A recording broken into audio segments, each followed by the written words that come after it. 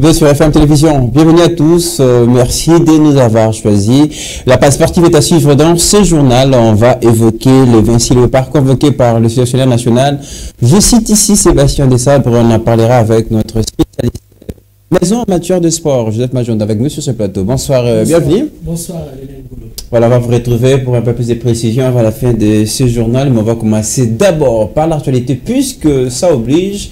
En politique, sachez que la Commission électorale nationale indépendante compte mettre en place un nouveau code de conduite en partenariat avec les différentes orientations qui sera, voilà, les résultats de la discussion et contributions collectives en vue d'améliorer les processus électoraux. Le président de la CNI, je cite, Denis Kadima, a lancé les travaux de forum voilà, sur l'observation électorale citoyenne au chapiteau de l'hôtel Pullman. À 49 jours, on précise des élections générales prévues en décembre 2023. Plus de précisions avec Déborah Petit qui nous propose ses commentaires. Regardez. C'est en présence des membres de l'Assemblée plénière de la centrale électorale, les représentants du corps diplomatique, des partenaires techniques et financiers des missions d'observation électorale nationales et internationales, que le président de la CENI a lancé les travaux du Forum sur l'observation électorale citoyenne. Denis Kadima a souligné que cette rencontre est une opportunité pour la CENI et les différents observateurs nationaux de réaliser qu'ils ne sont pas dans des camps opposés. La CENI veut par ce forum mettre en place un nouveau code de conduite en partenariat avec les différentes organisations qui sera les résultats des discussions et contributions collectives pour améliorer le processus électoral. On va rester à la centrale électorale, on va continuer à évoquer les élections de 2023. La CENI prend déjà les dispositions d'ordre logistique, notamment avec l'impression de bulletins de vote personnalisés à l'usine Meru, système en Corée du Sud. Une délégation de la Commission électorale nationale indépendante en séjour à Séoul est allée inspecter ces travaux. Les précisions dans ces commentaires d'Éric Dunonzeil.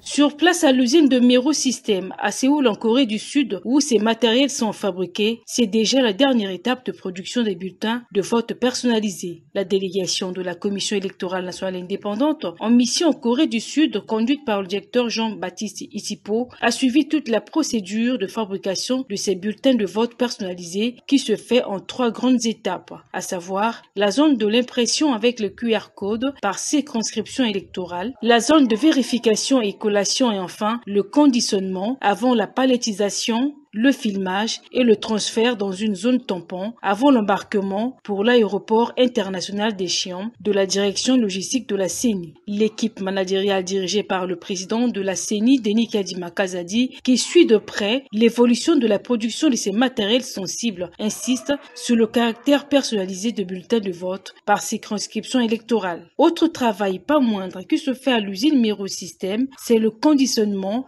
des bulletins de vote personnalisés avec des étiquettes spécifiques et la mise en plastique pour éviter tout désagrément dû aux intempéries. Avant d'être empaqueté, chaque lot de bulletins de vote est minutieusement vérifié par une équipe d'experts qui s'assure que le QR code correspond réellement à ce qu'est sur le paquet du bulletin. Ainsi, s'ensuivra l'étape de la mise en carton. Chaque carton contient précisément 15 paquets de 250 bulletins de vote. À l'étape de la palettisation des cartons de bulletins de vote, la page de couverture qui facilite la distribution indique le hub logistique principal, la province, la circonscription électorale, le nombre de bulletins de vote à l'intérieur, une carte d'initialisation du DEV, une carte d'ouverture, une carte de transmission et une carte de clôture de vote. Sachez que la base d'une palette de bulletins de vote est de 32 cartons. Toutefois, une palette peut contenir 1 ou 2 cartons. Ces palettes, une fois filmées, sont directement transférées à une zone tampon avant l'embarquement pour l'aéroport, direction la République démocratique du Congo. Il faut noter que les élections du 20 décembre 2023 sont irréversibles et que la centrale électorale ne ménage aucun effort pour la réussite des du scrutin. Vous allez corriger avec moi, c'est un reportage de nos confrères de la radio-télévision nationale congolaise. Allez, on va changer un peu de chambre. Cette fois-ci, nous allons s'y rendre à la chambre haute du Parlement. On rappelle qu'il a reçu au cours d'une plénière tenue jeudi sous la direction du président du Sénat, Modeste Sebati, le ministre de l'aménagement territorial, Guy Luando, est venu justement présenter ce que serait l'économie du projet de loi relative à l'aménagement du territoire. Pour un examen en seconde lecture, on va prendre des précisions avec Rite Dinozei. Ce projet de loi initié par le ministre Luando a tant comblé un vide juridique d'environ 65 ans dans ce secteur. Les sénateurs ont tenu de leur côté à savoir si cette loi est en synergie avec les autres ministères sectoriels afin d'éviter un chevauchement dans les attributions, la réglementation de la voirie et le plan d'aménagement de la capitale. Il y a un projet sur Kitoko. Kitoko, qui consiste à étendre, parce que la ville province de Kinshasa, après les informations, nous n'occupons que 30% des Kinshasa. Et ces 30% est inoccupé. Pour ça que vous voyez, à Yolo, à Matongé, cette congestion, parce que nous tous nous voulons, et le matin, tout le monde va à la Gombe, et le soir, nous rentrons comme ça. Il faut régler cette question. Donc le gouvernement a pensé à ça, par la création de Kitoko Ville, qui va faire à ce que certaines institutions qui sont ici à la Gombe, on ait des institutions en dehors de la commune. Encore une fois, c'est vous, le Parlement, qui devra décider de ce qu'il en est. Et les experts, le Premier ministre a conduit les grandes délégations à l'extérieur du pays, les experts travaillent parce qu'il fallait faire un audit foncier. Or, tous ces projets qui tombent, on a besoin d'au moins 80 000 hectares pour construire cette nouvelle ville intelligente avec les institutions là-bas. Le Sénat a aussi examiné au cours de la même plénière 2 initiatives de contrôle parlementaire qui ont été déclarées recevables. Il s'agit notamment de 2 questions orales avec débat adressées au ministre des Finances. La première est initiée par le sénateur Ladi Yangotikala sur la situation critique des finances publiques et la seconde par le sénateur Célestin Vunabandi sur la gestion des biens disaérianisés. Les 2 initiatives seront notifiées au ministre des Finances Nicolas Kazadi, a fait savoir le speaker de la Chambre haute du Parlement, l'honorable Modeste Bahati. En société, la rivière Kalamou du quartier Funa dans la commune de Limete, remplie des immondices, empêche tout de même la bonne circulation d'eau et occasionne en même temps une inondation dans ces quartiers. Une situation qui est vécue dans ces mêmes quartiers de la capitale depuis plusieurs années, on rappelle, et qu'une solution jusque-là n'a été envisagée. On va vous proposer les reportages de nos reporters, en tout cas, qui se sont rendus sur place. Regardez. Voici l'état de la rivière Kalamou dans le quartier Funa, à la première rue de la commune de Limete. Dans ce cours d'eau s'accumulent des flacons plastiques recouvrant toute la surface de ce ruisseau situé entre les petits boulevards et le boulevard Lumumba. Cette interception d'eau occasionne les inondations de maisons environnantes et rend la vie difficile aux riverains de ces coins. Pendant cette saison de pluie, ici, on éprouve des difficultés car il y a beaucoup d'eau qui coule. Vous-même, vous voyez, on a essayé de jeter quelque chose pour que s'il y a une forte pluie, que l'eau de celle-ci ne puisse pas inonder des maisons, voire même toutes les parcelles. Surtout ceux qui sont en face de nous. Vivant dans cette situation catastrophique pendant plusieurs années, ces habitants appellent les autorités à venir répondre à leurs desiderata. Nous demandons aux autorités de faire les caniveaux jusqu'ici, mais aussi de faire tirer ceux qui sont bouchés.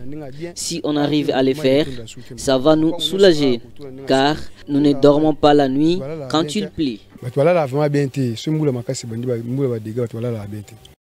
Plusieurs rivières de la ville de Kinshasa sont envahies par 2 bouteilles en plastique et d'autres saletés qui empêchent la fluidité des eaux. Cette situation permet aux déchets de s'accumuler au fil du jour dans la ville de Kinshasa. Il revient aux autorités de prendre les responsabilités pour finir avec ces fléaux qui prend de plus en plus un autre allure dans la capitale congolaise. Allez, pour la suite de ce journal, on vous propose une page sportive, c'est tout de suite.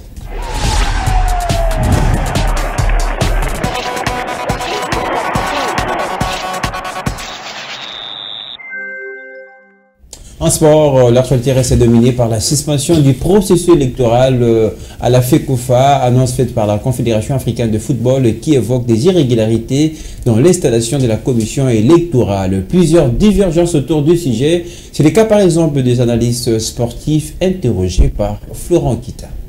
Déjà, si vous lisez bien ce qui a été dit avant dans le groupe, avant que la correspondance nous parvienne, il était écrit que c'était une annulation pure et simple de toutes les élections qui ont été déjà effectuées, alors qu'il n'en était pas question.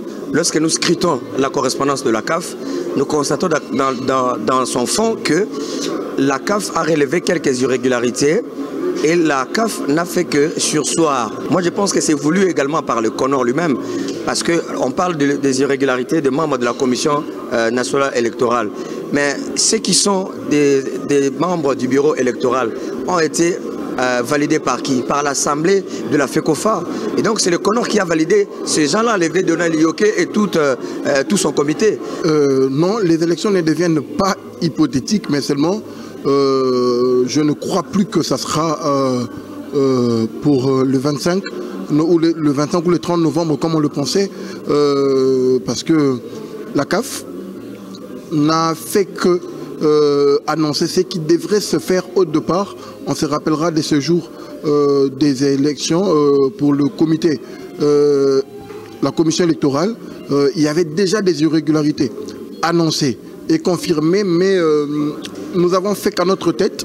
On a été plus dans les émotions, dans les sentiments, en choisissant même les personnes qui ne devraient pas être là. Ce n'est pas hypothétique. Je pense que la CAF qui a demandé que les résultats ou que toutes les élections puissent être annulées ou comme la lettre parle de surseoir, donc il y aura un travail de fond qui sera fait.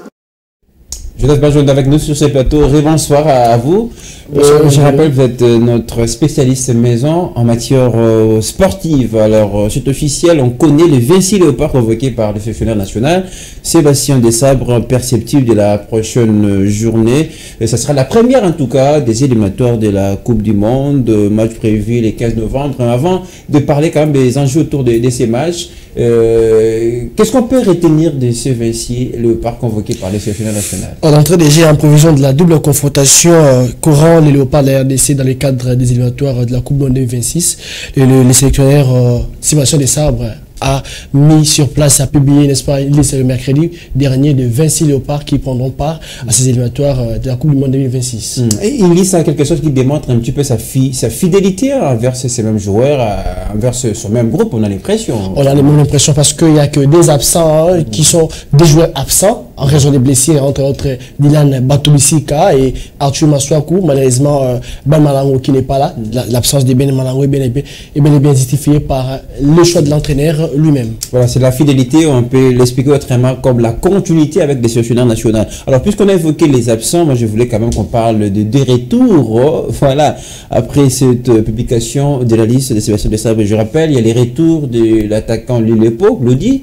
Et puis il y a Moukoko Amale, le défenseur évidemment qui effectue son retour. Les deux absents du dernier rassemblement en Espagne, Moukoko Amale qui rallie l'équipe de Léopard ainsi que Dodi Lilepo après ses brillantes prestations du côté de France dans l'équipe de Valenciennes. Ils effectuent les retours pour aller chercher, n'est-ce pas, la victoire face aux Soudanais et aux Mauritaniens. Et pourtant, voilà, Moukoko Amale était enterré par plusieurs. On ne pensait plus qu'il allait reprendre le chemin de la sélection. Du coup, voilà, c'est un petit peu la surprise de cette sélection. La grande surprise, la grande surprise, leader, l'entraîneur a annoncé dernièrement qu'il avait déjà trouvé un club en Ukraine, l'équipe des Chono Metz. Je rappelle qu'il n'a pas encore joué un seul match. Il n'a pas encore joué, mais il a quand même effectué son retour au sein de l'équipe, au sein du dernier national. Voilà, on verra dans les prochains jours si ça va sourire, si ça va apporter chance à l'équipe nationale. Une dernière question avant de terminer. Je le disais, c'est rassemblement, c'est en prélude en tout cas du prochain match. Ça sera contre la Mauritanie en première journée des éliminatoires de la Coupe du Monde. Ça sera ici à Kinshasa. Et qu'est-ce qu'on peut retenir de ces matchs? La Mauritanie qui était évidemment notre adversaire lors des éliminatoires de la CAN. Est-ce qu'il faut encore se craindre de cette sélection? Les Léopards joueront d'abord, on doit savoir que les Léopards joueront ici à Kinshasa au Stade des Martyrs. C'est 15 novembre au Stade des Martyrs ici face au Mourabitoun, l'équipe que les Léopards connaissent déjà bien parce qu'on a joué avec eux ici, c'était à Lubumbashi, on les rabattit. On a remporté 3 buts. Et puis aller faire un nid là-bas de l'autre côté de Nouakchott. Et puis en deuxième journée, les Léopards affronteront le Crocodile du Nil du Soudan. On a aussi joué avec eux ici à Kinshasa, on les rabattit par le score de 4 buts à 0. Est-ce que vous suivrez de près tout ça, une petite vérification, est-ce que la RDC favorite contre la Mauritanie? Favorite, tout se jouera sur le terrain parce que jusque-là, l'équipe mauritanienne n'est pas. C'est une grande équipe aussi en Afrique parce qu'il a renouvelé. C'est vraiment une équipe où nous voyons la Mauritanie aller défier le Gabon lors de la dernière journée. Il a arraché de justesse le dernier ticket de la CAN. Alors, il y a du mal aussi à craindre parce que la Mauritanie aussi est une grande équipe. Avant de terminer, on va demander à la réalisation en tout cas de nous aider avec cette liste de 26 léopards convoqués par les sélectionneurs nationaux. Moi, ça va me permettre en même temps évidemment de vous poser cette dernière question. Est-ce que la RDC, absente lors de la dernière Coupe du Monde 2022, et la RDC aura ses chances, on va dire comme ça, pour la prochaine Coupe du Monde 2026? En fait, vu la détermination de l'entraîneur, le groupe dans lequel est-ce qu'on a nos chances? Il y a de la chance parce que vu la détermination des terrains, comme je l'ai dit ici, la détermination de l'entraîneur, les joueurs qui sont performants actuellement dans leur club, on sent vraiment que la RDC pourrait aller loin et surtout qu'ils feront face aux équipes qui sont aussi, je dirais, la Tanzanie qu'on ne peut pas aussi minimiser, c'est une grande équipe, la Zambie et le Maroc, qu'on doit prendre une revanche après la disqualification, l'élimination qu'on a eu. Le Maroc a infligé à la RDC lors de la dernière confrontation. Il y a des revanches, en tout cas ça s'annonce. Et en même temps, on rappelle évidemment d'autres revanches s'annoncent à la phase finale de la prochaine CAN. Ce sera au mois de janvier 2024. Oui. Merci Joseph Majando, je rappelle, vous êtes journaliste spécialiste en matière de sport. Merci d'avoir été des nôtres pour votre décryptage. Merci. Allez, avant de boucler complètement ce journal, je vous convie à prendre connaissance de ces communiqués émanant de l'Union des Églises indépendantes du Congo. L'archevêché de l'Union des Églises indépendantes du Congo, IEIC Asbel, invite toutes ces églises membres de prendre part au contrôle physique des pasteurs, titulaires et représentants légaux qui l'organisent en collaboration avec la deuxième direction en charge des cultes et Asbel du ministère de la Justice à la cathédrale Trône des Grâces à Barumbu, située au rond-point Kabambare, quartier Bon Marché, c'est samedi 4 novembre 2023. À 9h juste. La présence de tout responsable est obligatoire pour remplir les formulaires d'inscription au tableau d'ordre des clergés de l'USC Asbel à transmettre au ministère de la Justice pour compte de la confession religieuse. Ce communiqué est signé par Monseigneur Simon Zinga Maluta, représentant légal et chef de la confession religieuse de l'Union des Églises indépendantes du Congo. C'est la fin de ce journal largement préparé par Déborah Petit, avec l'aide évidemment de Florent Kita, Guélor Moya et Don Benjamin. La suite est dans une demi-heure sur votre chaîne. Merci de nous rester fidèles.